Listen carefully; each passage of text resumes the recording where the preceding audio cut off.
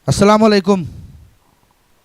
Ngasi August ki tang nipan 2021 nongmajing numit asida Manipuri Muslim Akhi na Pangallaktagi Athoibasing haina mingthonba paring naina episode naina chathajagadauba thauramasiga ani suba episode oina puduna laksari basi Rinon Manipuri Marifat singers ani khak ekoi puduna ekoi laksari ahan bamakta mingoina panjarabada Maulana Muheiyuddin aduga ani subada Muhammad Shafiqur Rahmani Eigi hek thangnana yet om the lengsin biribo jasina Muhammad Shafiqur Rahman aduga yet ithang thangba mataida lengsin biriba ojasina Maulana Muheiyuddin ni hariba oja Muheiyuddin hariba se thoido hendok namyamna mak khonjel budi sakhang naraba aduga masakti akoi laksin mangamdriba masakti udrina khonjel di tare aduga magi khonjel si yam phajai isai si yam phajai nata saisak si yam phajai nat si yam phajai marifat si yam phajai nazam si yam phajai gaidi akoi toina haibi ba aduga maminga masakka loina di khangning bagi langtak na ba laibira badu hauji mak aduma kokpi ramane kali Dastane Yusuf ta fajaraba nazam kaya masamag na iba su yauna kodol tambiki ba ozadu ekigi Maulana Muheiyuddin mangdaling sinbiri ba oza sini aduga lono na ani suruk po oza sisu tongan ba Dastane Yusuf tatana akoi Arab kilai kolda chatluba haji haibana chingba yamna pamna ba ahlaman sini yamna puning nungsina tajaba adugumba makalgi akoi Nazam Naat nungsidara tarubada haiba sumba masana ijaba aduga masana su thijaba haiba tare aduga makalgi Nazam Natsing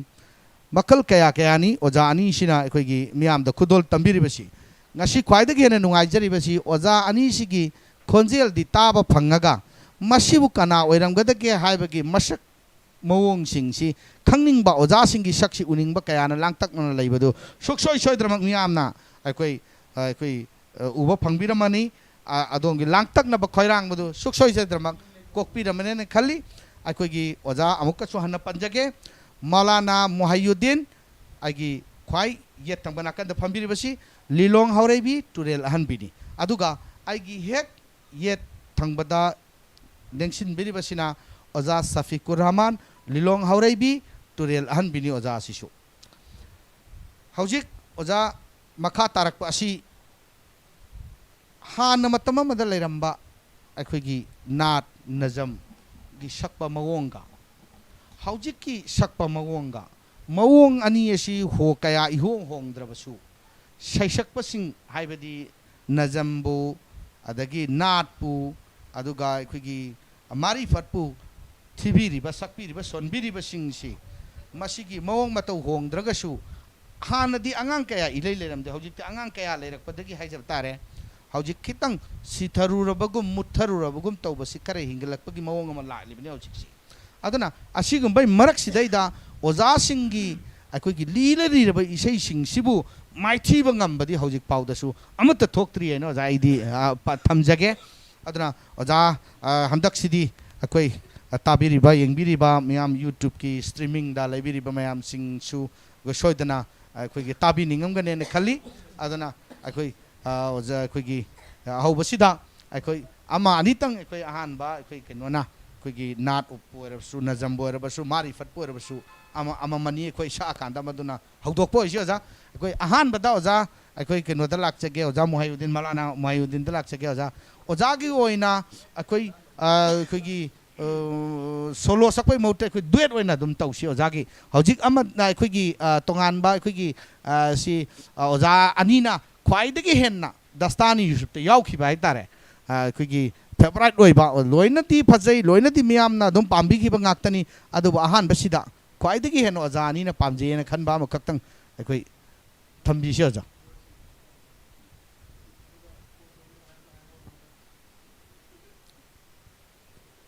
Akoi ozana takpi bagi matung inna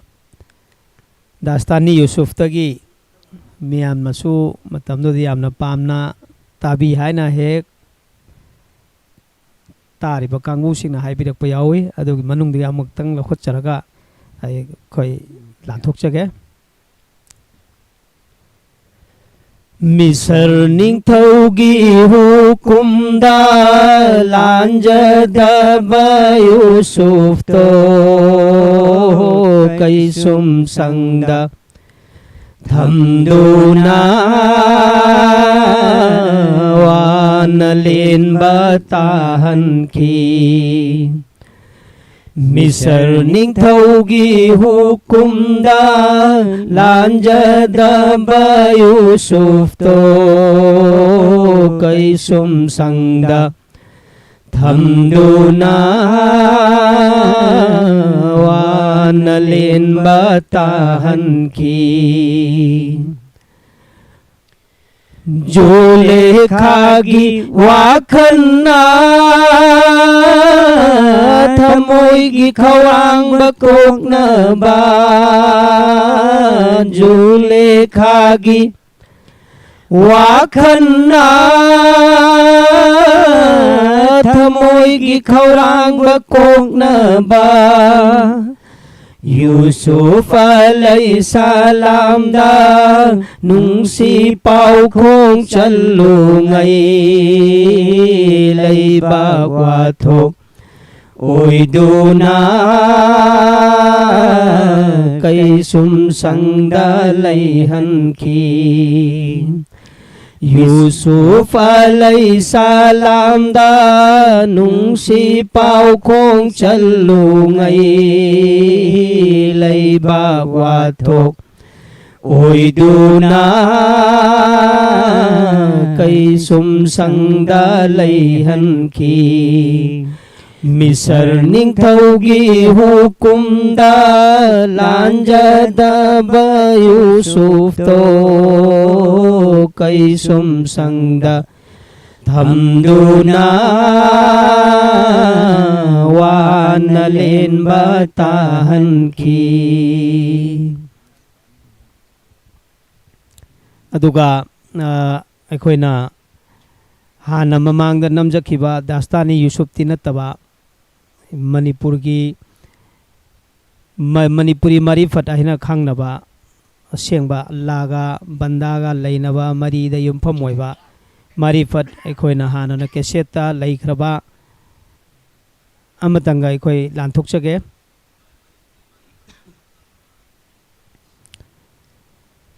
Numit amala kadauri Palem imanung si bisu Ichalay te chen kiba Panthau ipanung si basu Aulat lay te hayrak pa Numit amala kadauri Palem imanung si bisu Ichalay te chen kiba Panthau ipanung si basu Aulat lay te hayrak pa Dunya da layringay tawkiba Afaba kuting supu torak pa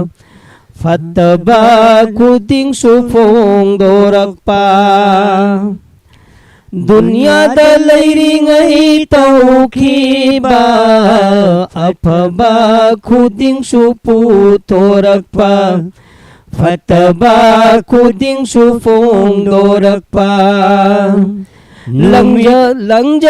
kiba khong na kut na Sakhi oi na chong torak pa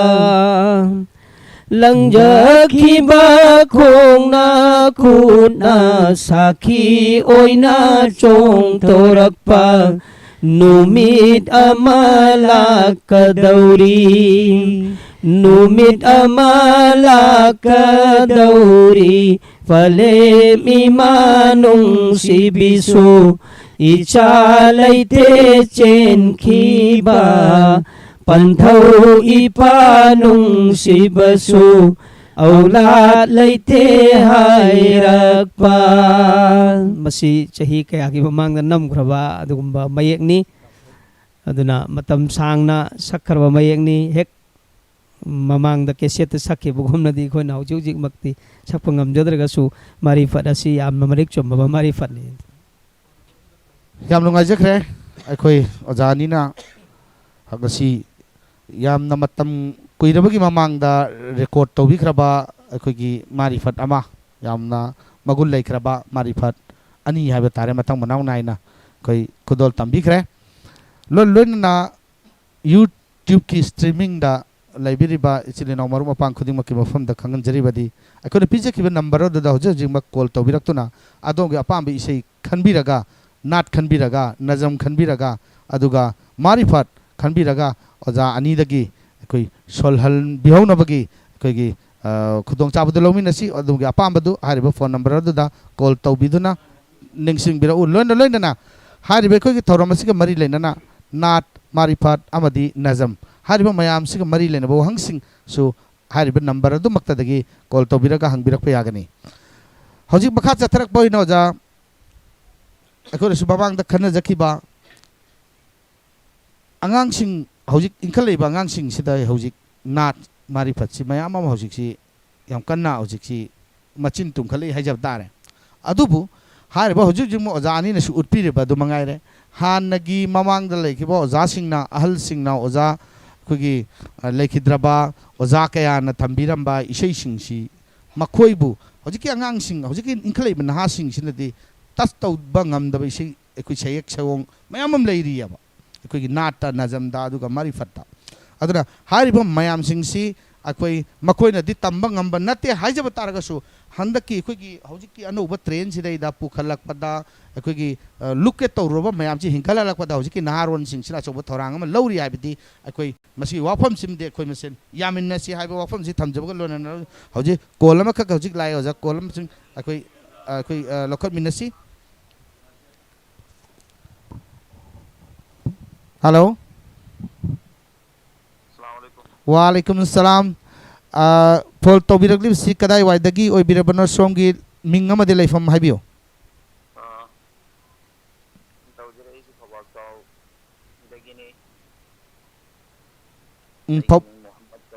Foubakchao dagi ming haibiramo Nur Muhammad kaktang alhamdulillah yam bare somna phone tobirak pasi yam nungai jare aduga koi hojik somna koi kari haibining ba habdo mok thambiro hojik live thadrak pada aina ujare adu aina apamba aikoi gi nabi sallallahu alaihi wasallam gi aikoi gi urdu gi nala makhatang pamjaba itare okay somna pambirisi samda na nama khaktang taningi haibani pa yam nungai jare ekoi phone thambiro na nama khatang pamjare habdo apa mana to hajira payaro haibio karamba na no khwaide na pa kitang thuna haibio atopa singsu ekoi line da queue da lebi badina ekoi kitang thuna haibio ada muslim ke haywan and tauba urdu gi marifat nala makhatang pamjare amuka haibio ada muslim ke haywan hoda ada ji muslim yaragadi manipuri naro ina haibio manipuri na natraga manipuri marifat oina khanbio manipuri marifat na ayim morana na ayim husami na son lamba goy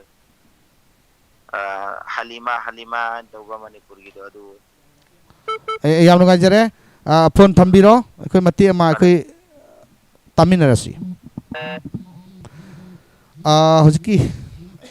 tasengna hargadi halima haiba hojik khanbirakki bai sei ekoi gi nat si haiba tare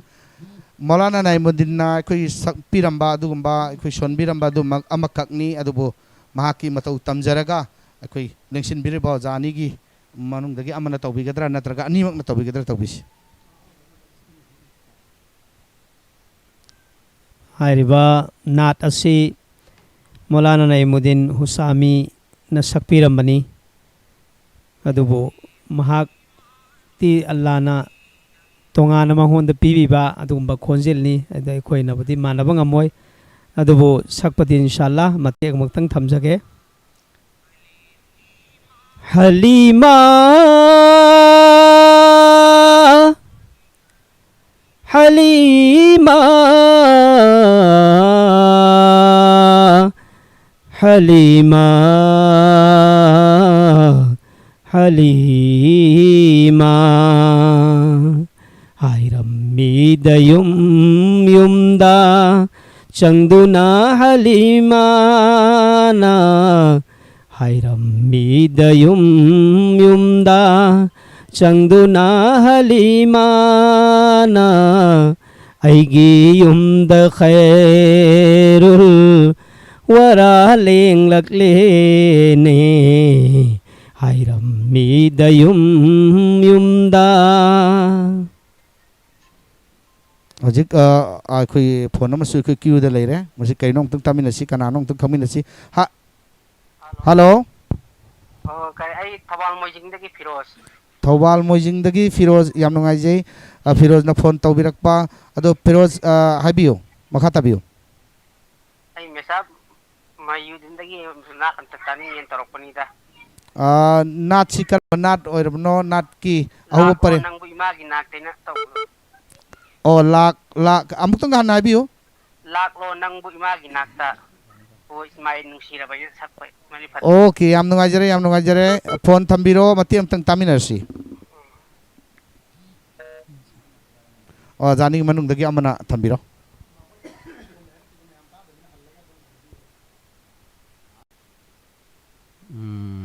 खोंजेन जिजु क्या नुंगाइत्रेदा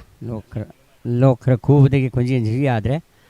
कुइरबगी मतमगी ममांगदा सकिबा अखोगी थीखिबा नाट मारिफत्ती ओइबा अदु मयामना ताबिनिंगलबनिना हौजिक अहल ओइसलकलबा मतमगी खोंजेल सिदा ताबिनिंगबदगी खनबिरकपसु अरंबे याय तंबिसेजा लाक लो नंगबु Imangi नाकता हो इस्माइल नुंसिराबा हो इस्माइल नुंसिराबा पलेम नंगबु इरु जबीगे ये तर अंबर तैबरगे नंगी अबाजानगी मतुंग इल्लदुना मीना लम जाओ कोई रोने लाक लो नंगबु इमागी नाकता हो इस्माइल नुंसिराबा मतमगी यामना पुंगनिंग हुना निंगती खिबा मियाम पुम नमना सु खोइदा खिबा दुमबा खोइ सेक्शक अमखकनी हेलो अस्सलाम वालेकुम वालेकुम सलाम फोन तौबिरकलिबसि मिंग मोहम्मद सईद याम नुंगाइजै सोमना फोन तौबिरकपा मोहम्मद सईद की हाबिनिंग बाबियो थंबियो वांग हंबिनिंगब्रा नत्रगा इसै ताबिनिंगब्रा मारी फामदर ताजंग तनिंगबा ओके ओके करंबा मारिफत ओइरोन यूसुफ की फोंखिबा मारी फचिंगनि मनुंगदगी अम्मा तंग मतेम तंग कानबिरा नुंगाइगन ओ एक्जेक्टली सोमना अखोगी ताबिनिंगबसि करंबनो हाइबसि पंद्रगसु यारे हाइबनि यूसुफ की मरी लेनबा सिंगदुदै अम हेक्ते यारे हाइबनि ओके यानी कोई खुदोल तमहंजगे फोन तंबिरो थैंक यू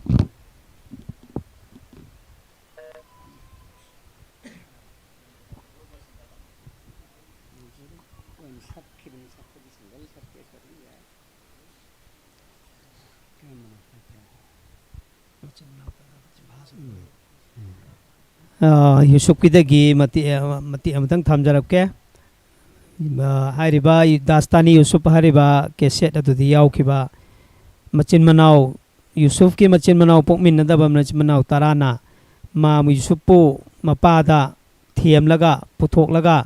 महाकपु अवाबा पीननबगिदमक्ता पुथोकपगी मतांग अदुदा सैथाबा अदुगुम नजम अमखक्तंगनी मसि मती अमतंग थमजगे मचिल मनाव Tarana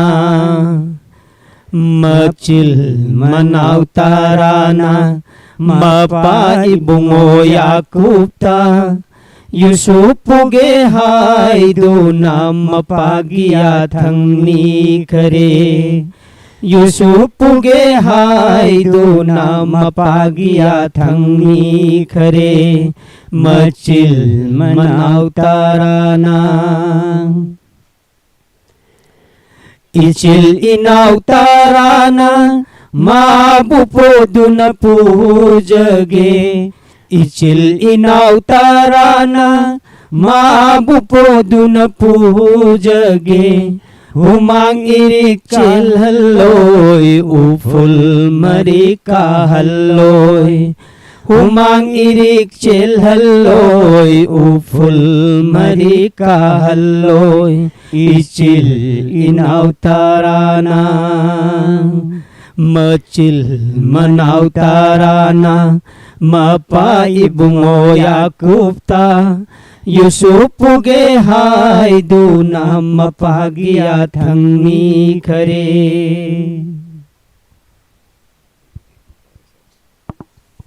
Yam nungajare ngarang ta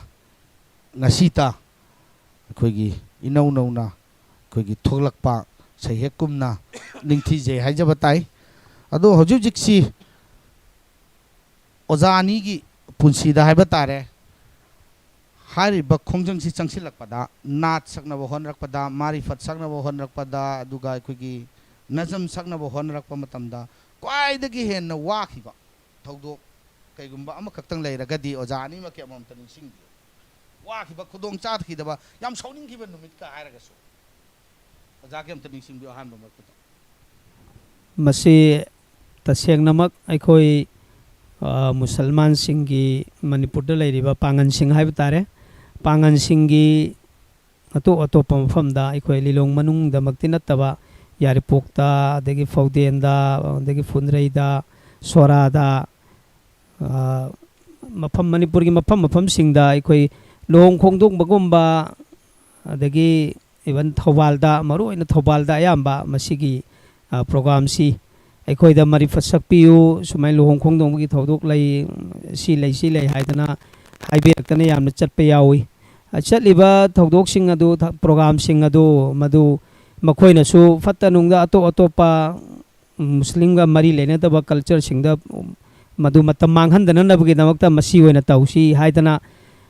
kaubirakpa yawi maduda su harau kaubiraga yamna ijat taubiraktawa digi ekoina kala sibu kaisu oina khalaktawa mioi kaya thengnarakta hek thamoida nungaitaba dagi ekoina sakuriba mayek singdu makoigi thamoida ona taina hek khallaga saupirakpa mafam amakhak yawki nongma ekoi marifatu ta sengna ekoi keseta dinamagadi puthokidriba hadak inau nauna matam kuidabida namge haina hotna jariba marifat ama haiba tare hairiba marifat si dunia sida hanubini haidana saihoba dugumba marifat qawwali gumba ama ekoina tawjai maduidu sauba kanda nupa amana aina sakpa loiraga thogla agang hak pothabagi atopa amana sakhoringaida haide molana naim lairi molana naim samna nat sakhoringaida ai thogla aga mapanda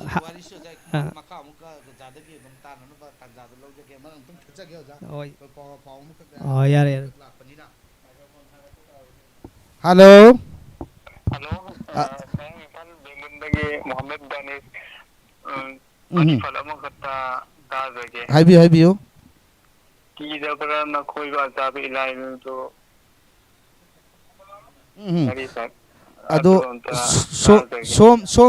somna sumatek amakaktang lanthokpiramba yagadra Kidabara nakhoibu azabi ilahi do yam nungajare amati amasu khudol tambiramme akoi ojadagi isai asigi mapung phaba isai edu mati amtang taminars Maulana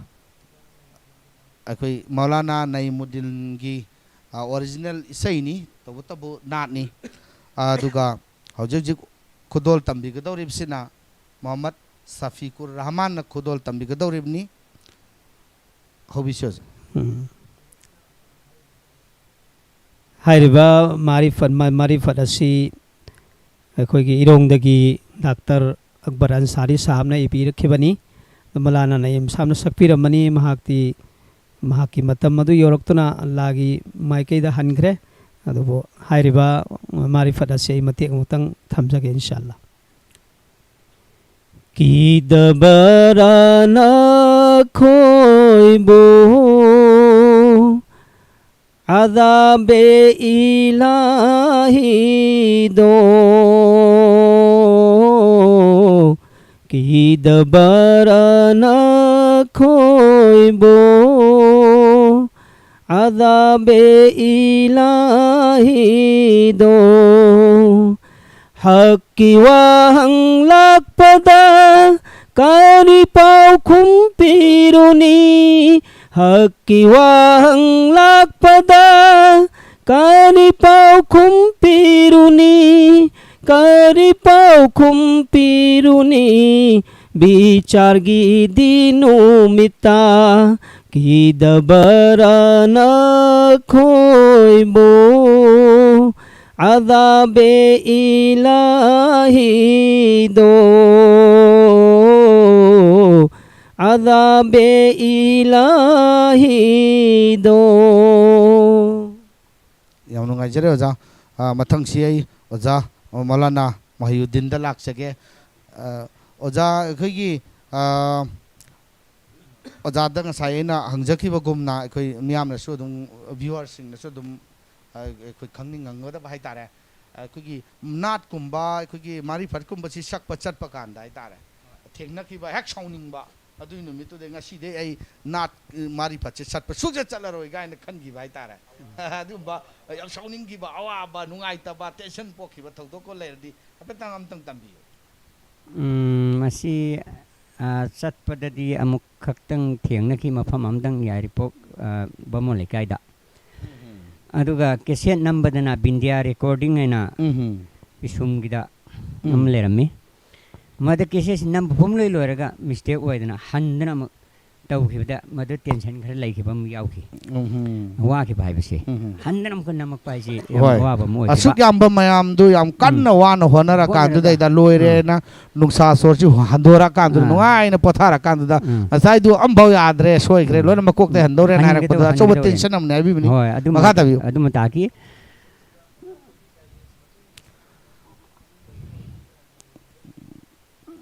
maka ta bi adu bamo lekai da ꯑꯩꯈꯣꯏꯒꯤ ꯂꯨꯍꯣꯡꯕꯒꯤꯅꯤ ꯂꯨꯍꯣꯡꯕꯒꯤ ꯍꯌꯦꯡ ꯍꯣꯡꯒꯗꯕ ꯉꯁꯤꯒꯨꯝꯕ ꯅꯨꯃꯤꯗꯥꯡꯁꯤ ꯑꯩꯈꯣꯏ ꯁꯛꯄꯤꯌꯨ ꯍꯥꯏꯅ ꯃꯤ 3 ꯆꯠꯂꯦ ꯃꯇꯝꯗꯨꯗ ꯃꯥꯏꯛꯁꯤ ꯊꯥꯗ ꯑꯩꯈꯣꯏ ꯁꯛꯄ ꯍꯧꯔꯛꯄ ꯃꯇꯝꯗ ꯅꯍꯥꯔꯣꯟ ꯈꯔ ꯑꯩꯈꯣꯏꯒꯤ ꯃꯨꯁꯂꯤꯝꯒꯤ ꯃꯅꯨꯡꯗꯒꯤ ꯍꯥꯏꯇꯥꯔꯦ ꯂꯥꯛꯑꯒ ꯋꯥꯌꯥꯔꯁꯤ ꯊꯥꯗꯠꯄ ꯑꯗ ꯑꯁꯤ ꯏꯁꯩꯁꯤ ꯀꯅꯥꯅ ꯅꯦꯛꯎꯔꯤꯃꯣ ꯇꯥꯕ ꯌꯥꯕ ꯊꯕꯛ ꯅꯠꯇꯦꯅ ꯇꯧꯔꯗꯅ ꯌꯩꯊꯠꯇꯅ ꯇꯧꯔꯒ ꯑꯩꯈꯣꯏ ꯍꯟꯗꯅ ꯑꯍꯤꯡꯗꯨꯗ ꯁꯥꯏꯀꯜꯒ ꯍꯜꯂꯛꯈꯤꯕ ꯌꯥꯎꯈꯤ adagi masih amuhan na koi sumonda la aro haram badagi matung dari koi amuhan yarpok bamu le kasi de chat kidre adu yarpok ke atai mafam de chat ki aduga makata rak badana ja koi gi yam nungai ki bai tare yam nungai ki bai de koi asumba koi gi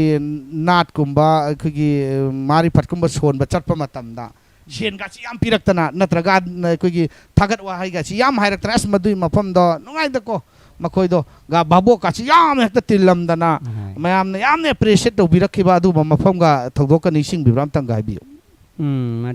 madu madi mafam si yam ji yam khre du maru kai dagi hen bam tang khalla ga bi ba ya bra kai dagi hen ba amadang hajirabadi ai gi oina khoi gi imak nupa si di yaw khidre matam du da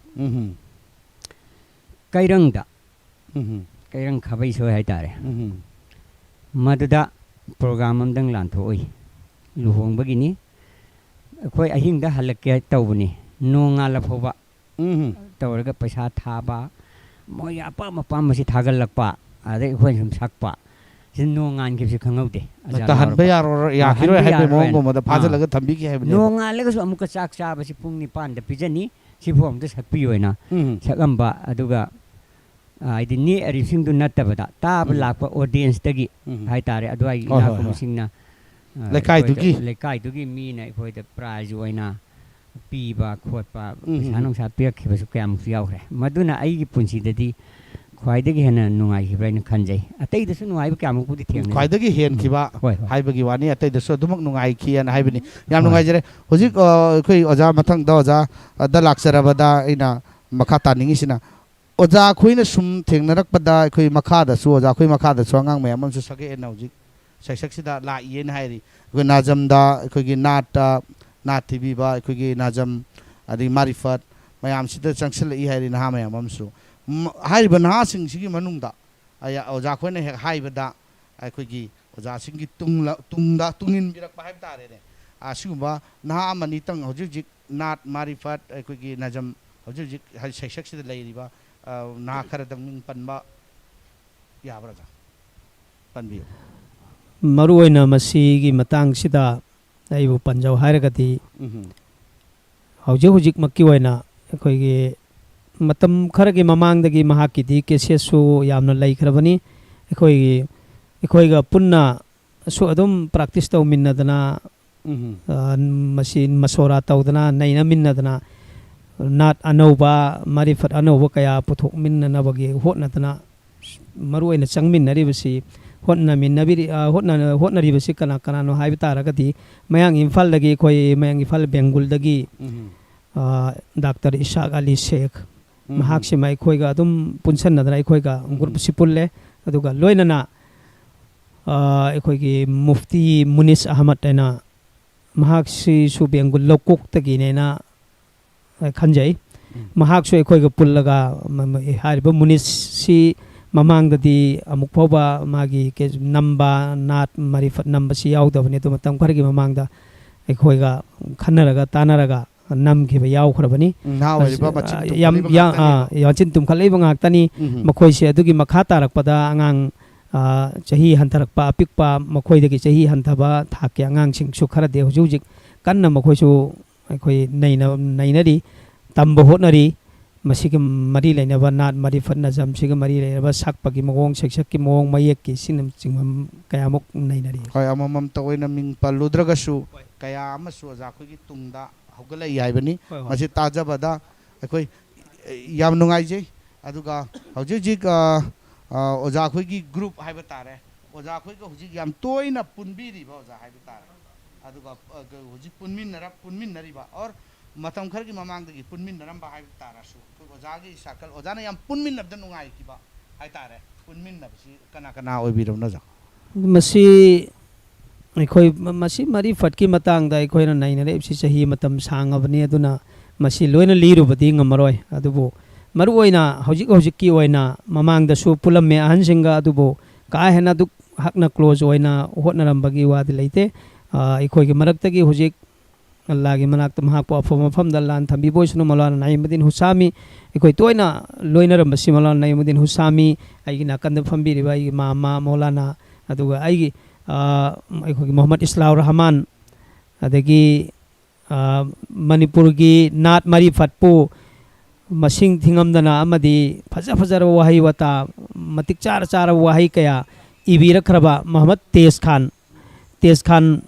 ꯑꯩꯈꯣꯏ ꯍꯥꯏꯔꯤꯕꯁꯤꯡꯁꯤ ꯌꯥꯝ ꯇꯣꯏꯅ ꯄꯨꯜꯂꯒ ꯑꯩꯈꯣꯏ ꯃꯦꯍꯅꯠ ꯇꯧꯖꯔꯝꯃꯤ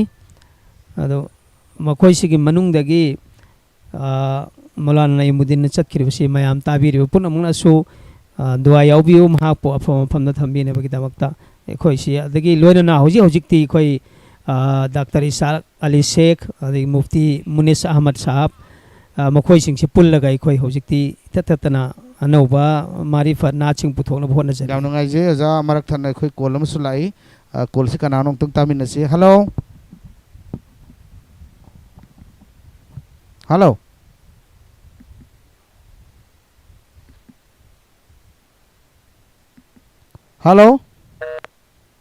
ꯀꯣꯜꯁꯤ ꯑꯃꯨꯛ ꯇꯠꯈ꯭ꯔꯦ ꯑꯣꯖꯥ ꯑꯃꯨꯛ ꯍꯟꯅ ꯑꯃꯨꯛ ꯇꯧꯕꯤꯔꯛꯎ ꯑꯩꯈꯣꯏ ꯀꯣꯜꯗꯨ ꯊ꯭ꯔꯨ ꯑꯣꯏꯕ ꯉꯝꯗ꯭ꯔꯦ ꯃꯈꯥ ꯇꯥꯅ ꯑꯃꯨꯛ ꯇꯧꯕꯤꯔꯛꯎ ꯃꯈꯥ ꯑꯩꯈꯣꯏ ꯆꯠꯊꯔꯛꯄ ꯑꯣꯏꯅ ꯑꯣꯖꯥꯅꯁꯨ ꯌꯥꯝ ꯐꯖꯕ ꯋꯥꯐꯝ ꯃꯌꯥꯝ ꯑꯃ ꯇꯥꯛꯄꯤꯔꯦ ꯑꯗꯨꯒ ꯍꯧꯖꯤꯛ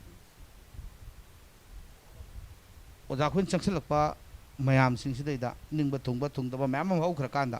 ꯍꯧꯖꯤꯛ ꯑꯩꯈꯣꯏ ꯃꯥꯡꯗ ꯂꯩꯕꯗ ꯃꯁꯤꯃꯗꯤ ꯑꯩꯈꯣꯏ ꯇꯧꯈꯤꯒꯦꯅ ꯈꯜꯂꯤ ꯑꯉꯥꯡꯁꯤꯡꯁꯤꯒ ꯂꯣꯏꯅꯅ ꯍꯧꯖꯤꯛ ꯏꯟꯈꯠꯂꯛꯄ ꯑꯣꯖꯥꯅ ꯃꯤꯡ ꯄꯟꯕꯤꯕꯗ ꯑꯩꯈꯣꯏ ꯗꯣꯛꯇꯔ ꯏꯁꯥꯛ ꯑꯂꯤ ꯁꯦꯈ ꯀꯨꯝꯕ ꯄꯟꯕꯤꯔꯤ ꯃꯨꯅꯤꯁ ꯀꯨꯝꯕ ꯑꯣꯖꯥꯅꯁꯨ ꯄꯟꯕꯤꯈ꯭ꯔꯤ ꯃꯈꯣꯏꯁꯤꯡꯁꯤꯒ ꯄꯨꯟꯅ ꯆꯪꯁꯤꯟꯕ ꯌꯥꯕ ꯑꯩꯈꯣꯏ ꯊꯕꯛ ꯊꯧꯔꯝꯁꯤꯡꯁꯤ ꯀꯔꯤ ꯀꯔꯤ ꯂꯩꯔꯤ ꯍꯥꯏꯔꯤꯕ ꯁꯦꯛꯁꯟ ꯃꯈꯜꯁꯤ ꯆꯥꯎꯈꯠꯍꯟꯅꯕ ꯑꯗꯩ ꯃꯨꯠꯇꯅꯕꯒꯤꯗꯃꯛ ꯍꯣꯠꯅꯕꯗ ꯃꯁꯤꯃꯇꯪ ꯄꯟꯕꯤꯌꯨ ꯑꯣꯖꯥ ꯑꯩꯈꯣꯏ ꯍꯧꯖꯤꯛ ꯏꯅꯧ ꯅꯧꯅ ꯑꯩꯈꯣꯏ ꯃꯇꯝ ꯏꯀꯨꯏ ꯀꯨꯏꯗꯕꯤꯗ ꯃꯇꯝ ꯑꯇꯦꯟꯕ ꯃꯇꯝꯒꯤ ꯃꯅꯨꯡꯗ ꯑꯩꯈꯣꯏ ꯑꯅꯧꯕ ꯀꯦꯁꯦꯠ ꯑꯅꯧꯕ ꯅꯥꯠ ꯃꯔꯤꯐꯠꯁꯤꯡ ꯅꯝꯅꯅꯕꯒꯤꯗꯃꯛꯇ ꯑꯩꯈꯣꯏ ꯍꯧꯖꯤꯛ ꯀꯟꯅ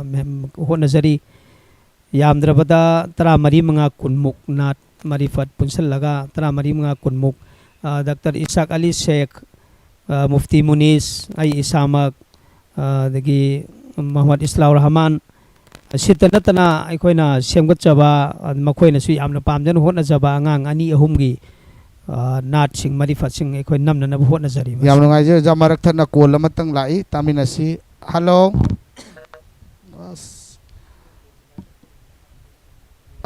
ꯐꯔꯦ ꯀꯣꯜꯁꯤ ꯑꯩꯈꯣꯏ ꯀꯣꯜ ꯇꯧꯕꯤꯔꯛꯂꯤꯕꯁꯤꯡꯗ ꯀꯣꯜꯁꯦ ꯑꯩꯈꯣꯏꯅ ꯔꯤꯁꯤꯞ ꯇꯧꯖꯔꯀꯥꯟꯗ ꯁꯣꯝꯗ ꯁ꯭ꯄꯤꯀꯔꯅ ꯉꯥꯡꯉꯤꯕ ꯋꯥꯐꯝꯗꯨ ꯂꯣꯏꯁꯤꯟꯗꯕꯤꯗ ꯃꯌꯥꯏꯗ ꯊꯠꯄ ꯌꯥꯗꯕꯗꯒꯤ ꯑꯣꯖꯥꯒꯤ ꯋꯥꯐꯝꯁꯤ ꯑꯣꯖꯥꯅ ꯊꯝꯕꯤꯔꯤꯕ ꯀꯃꯦꯟꯗꯨ ꯈꯤꯇꯪ ꯂꯣꯏꯁꯤꯜꯂꯛꯄ ꯉꯥꯏꯔꯀꯥꯟꯗ ꯁꯣꯝꯒꯤ ꯑꯩꯈꯣꯏ ꯋꯥꯔꯤ ꯋꯥꯇꯥꯏ ꯁꯥꯟꯅꯕꯒꯤ ꯑꯩꯈꯣꯏꯒꯤ ꯇꯥꯡꯀꯛꯇꯨ ꯂꯥꯛꯀꯗꯧꯕꯅꯤ ꯑꯗꯨ ꯁꯣꯝꯗ ꯋꯥ ꯉꯥꯡꯉꯛꯇ꯭ꯔꯦ ꯅꯠꯇ꯭ꯔꯒ ꯇꯨꯃꯤꯟꯅ ꯂꯩꯈ꯭ꯔꯦ ꯍꯥꯏꯅ ꯐꯣꯜ ꯀꯛꯊꯠꯄꯤꯕ ꯇꯧꯕꯤꯒꯅꯨ ꯑꯩꯈꯣꯏ ꯔꯤꯁꯤꯞ ꯋꯥꯟꯁ ꯑꯃꯨꯛꯇꯪꯕꯨ ꯇꯧꯈ꯭ꯔꯕꯗꯤ ꯁꯨꯡꯁꯣꯏ ꯁꯣꯏꯗꯅꯃꯛ ꯑꯗꯣꯝꯒꯤ ꯇꯔꯟ ꯂꯥꯛꯀꯅꯤ ꯍꯥꯏꯕꯁꯦ ꯑꯩꯈꯣꯏ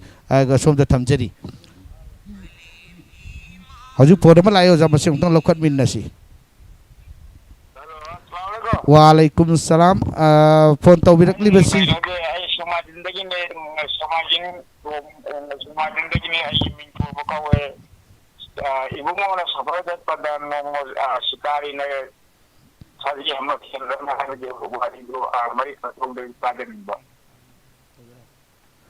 अमुक हुजिकी हारिबा सोमना खनबिरिबदु मतेक अमा कक्तंग लाथोकपिबा यागद्रा सोमना खनबिरिबदु हेलो हेलो हेलो हेलो सोमना खनबिरिबदु मतेक अमा कक्तंग खुदोम तंबिबा यागद्रा सोमना खनबिबा इसैदु अखोई हुजिक ताजरे खंजरे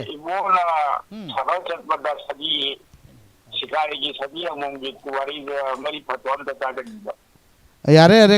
कोई खुदोल तमहंजरगे ओजादगी फोन थंबिरो ओजाना मती अमतंग थंबिरो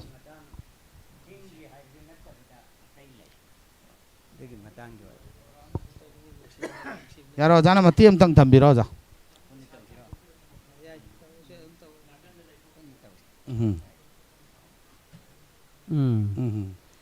थंबिरो ओजा मती अमतंग थंबिरो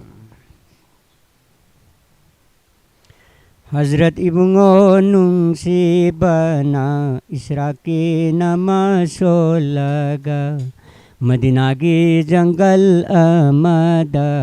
सफर की दमक चलमी इबुना जंगल यौरक पदा नुंसीबा खोंजेल अमना इबुंगोदा सलाम तौरक इबुंगोना कोइना येंखी बदा कनासु उबा फंखी दे खोंजेल लाकपा माई कैदा चंगसिलमिने इबुंगोना हजरत Ibungo नुंसीबना इसराकी नमासोलगा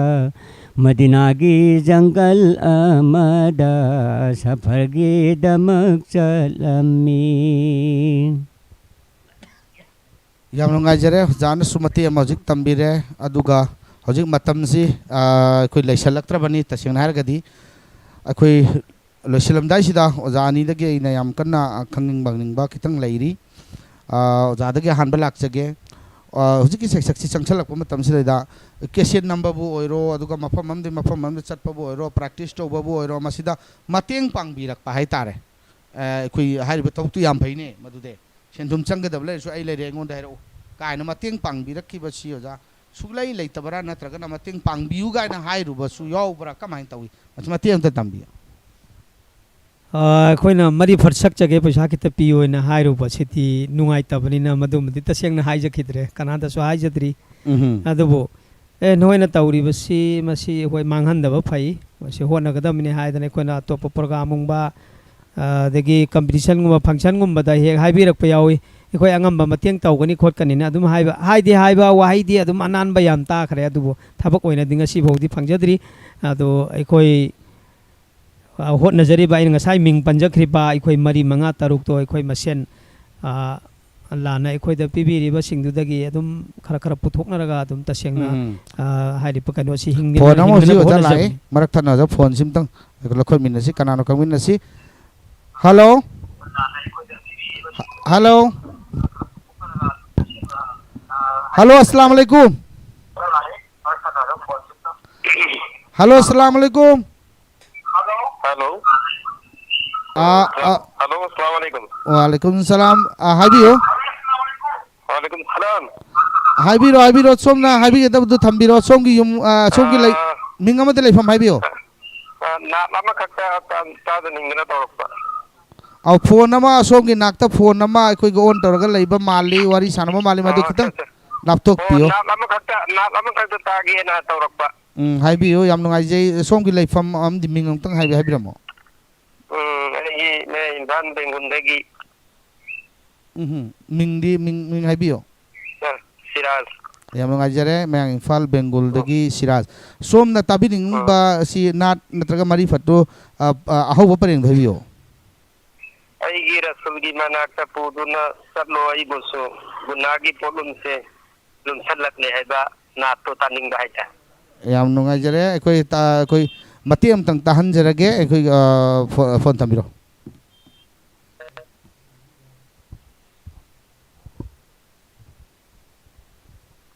tambisho ja Eigi Rasulgi manakta puduna chalo aibusu Madina pangna humliba bade sabana hakna Madina pangna humliba bade sabana hakna yam nungajare oja hojiki saksi kanana sakpi bano natraga ai bas dikhami bano ja oja no ai hete khumjarage masi Muhammad Islaur Rahman haidana khoi ki sechakpasing manungdagi mahak ngasimak invite tawjabani adubu mahak khutong chadaba amadagi mafam se yorok pangam kidre mahak na sakpi bani DDK Imphal da radio da karida yamna matam pamna khiba adumba natni aduga masibu ibirakpana aina nongmusu masa maktagi tahui Muhammad Tez Khan hojik Manipur ki Naat Marifat ibada maming lairaba adumba lyrics ni mahakna khwaidagi ahanba ibi khiba natni hainasu takpirakki yam nungaije ja adudi akhoi matam sisu laisalakramnina akhoi loisinnak na bai khoi loisinna bai khoi tawjage oja anina haitare apun boina ai hangjaraga oja amane hekta khumbiba yarani akhoi khumbiba yarani akhoi gi haugalegba naharol singsida pamjari ba fil sida changsala ising sida kari haining kari poktak pining tentakno wahya mani da thambiyo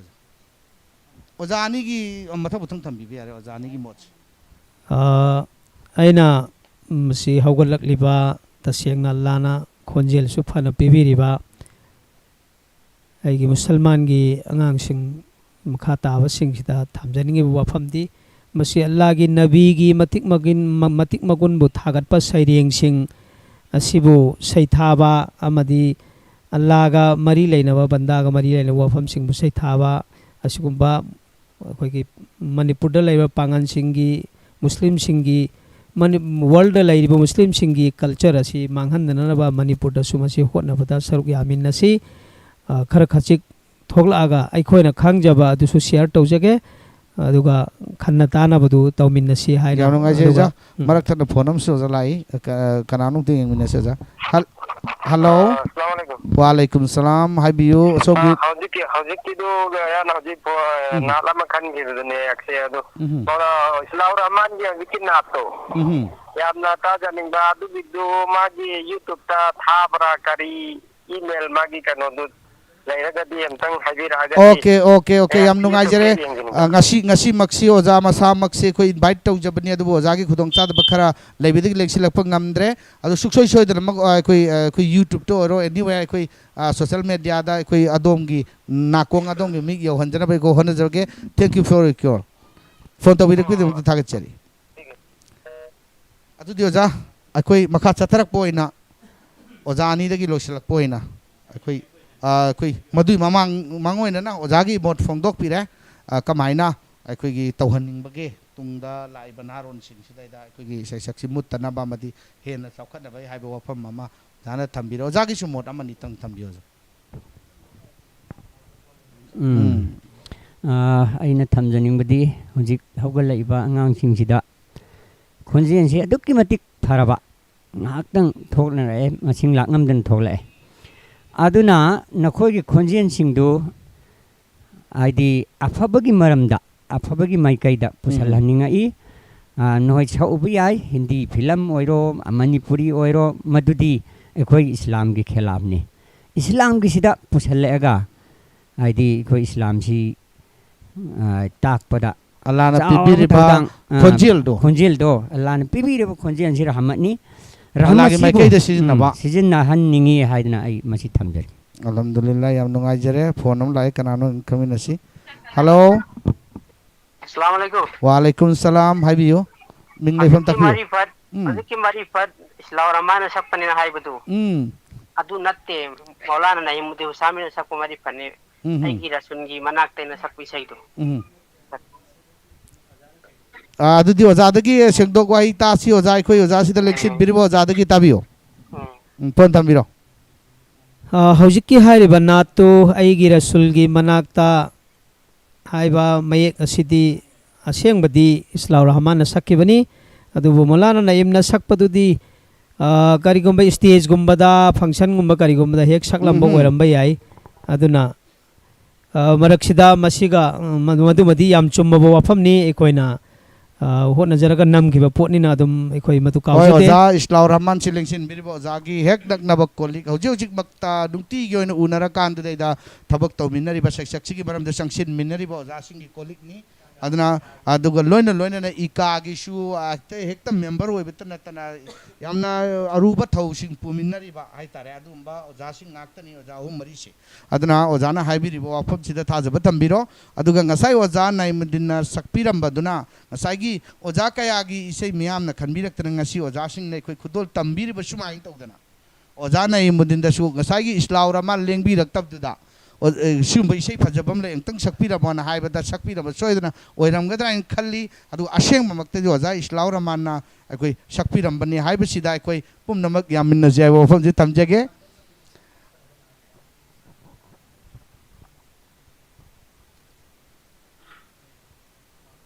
aduga loina na akoi koi taseng na harga di loisu loisalabli matam si adu wang mayam madil le mau ba khangning ba hangning badi mayam le mau ba adu call su ji atat akam leitan hoji lai wang hangban nang de kolam su lai ojang to loka jage hello habiyo assalamu alaikum wa alaikum salam kai mari fadam tang khanjaba ya gadro yani shongi minga madil lai famong ta hana haibiramo ai irong je saba makha lai kai somna last oi basu yai takpi yu shongi do maming habiyo somna tabin sinato Imran Khan acha yare am nungai jare somna tabin ingi ba mari fannan natraga najam du ahu ba pareng dong taning singbiyo laklo nangbu imagi nakta to bo marifat to laklo nangbu imagi nakta haiba natsi atopa marup ama khakna ningsing birakpadagi khodol tamjakre atopa lerga debiyo adudi Naeemiddin gi ame heta ya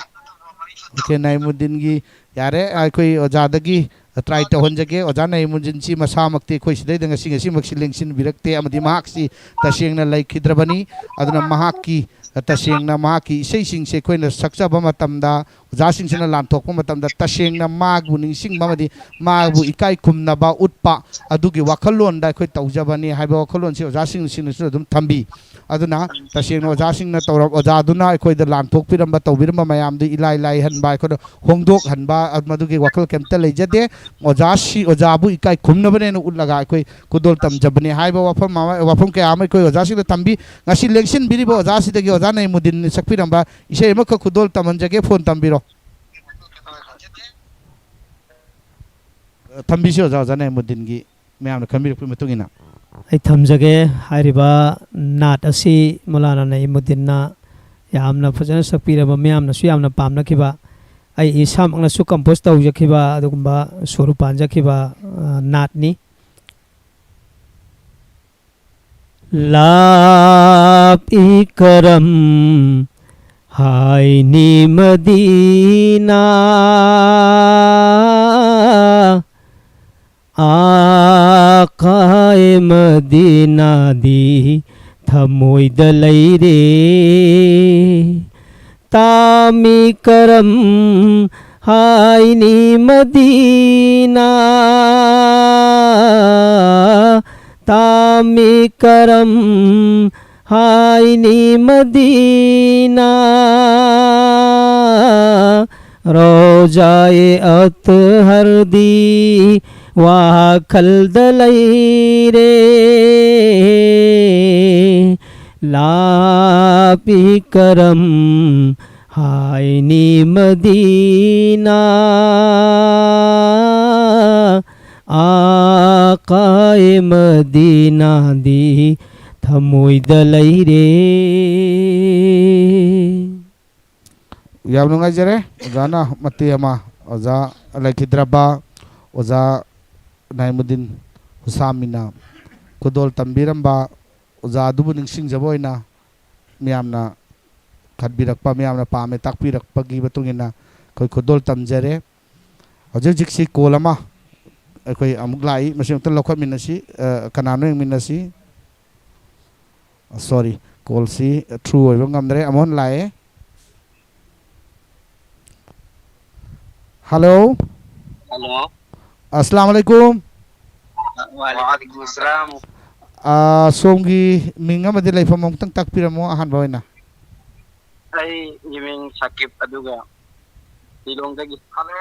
लिलोंगदगी लिलोंगदगी Saqib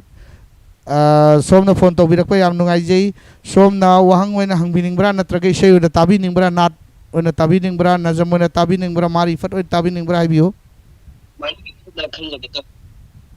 हाइबियो अखोगे Dattani Yusuf ता phone खिबा कोइ मिसाब Moina तौरगा साकिबा दुमता ताकपिरमो हाइगे तौबा okay ngasi ahan basaruk tadi tasengna Dastane Yusuf kisi koigi faja di mayam ni khallaga sakre adu somna tabi ningbu singdu madu marakta soidna yawbiramgane khalli adu bo amaromda somna khanbiramnina Dastane Yusuf simakta da yawba ngasi gi oina khudol tamkidriba anobama ko jasingdagi khudol tamansi phone tambiro ओजा ओजा ओजा अखोगी इसै अखोगी ngasi अखोगी Dastane Yusuf tagi अखोगी फनेयामदी ओसे खुदोल तंबिखरे हौजिक अखोई खनबिरामनिना अखोगी येंगबिरिबम ताबिरिबसिंगी खल्लगा अमुतंगा खुदोल तंबिस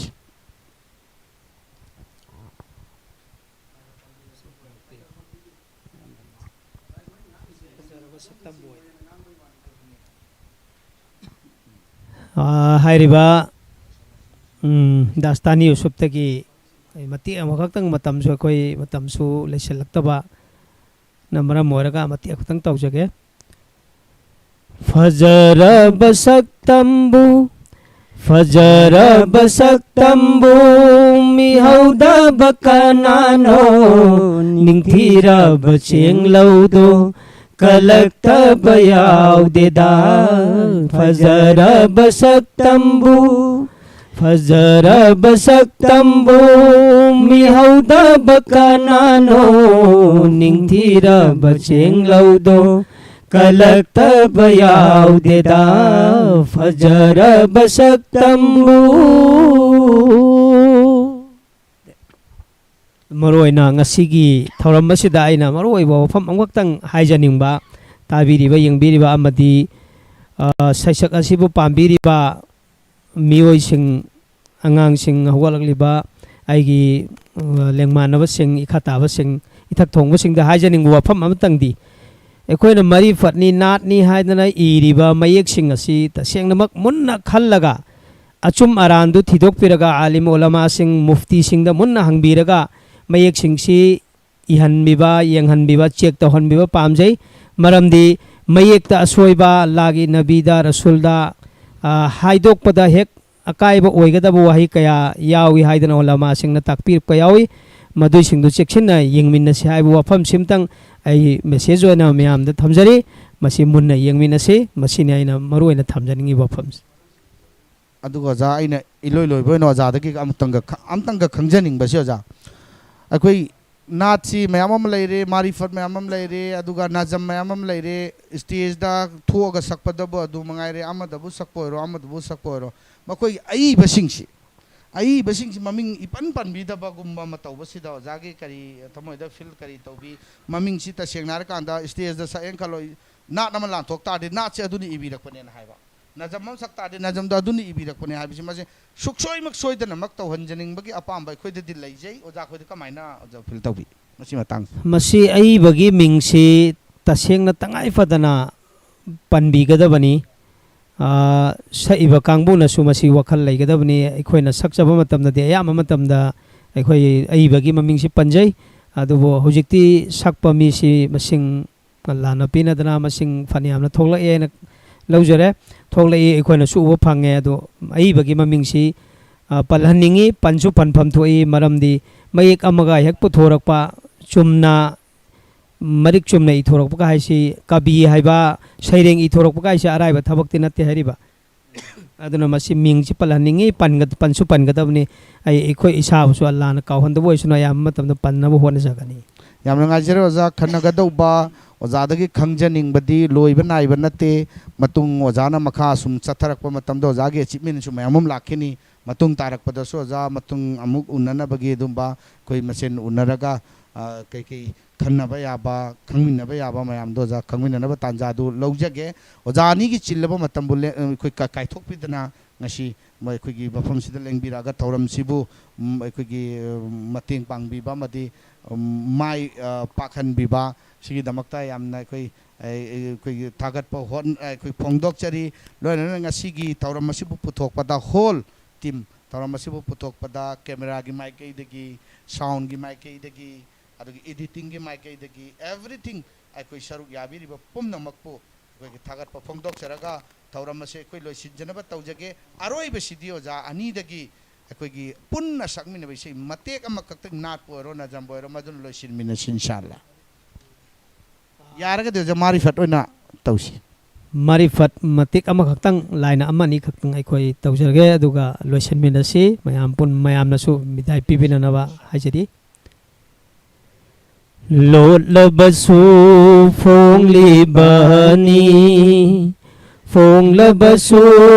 lot libani lot labasu phong libani phong labasu lot libani tami khallaga tamna laibani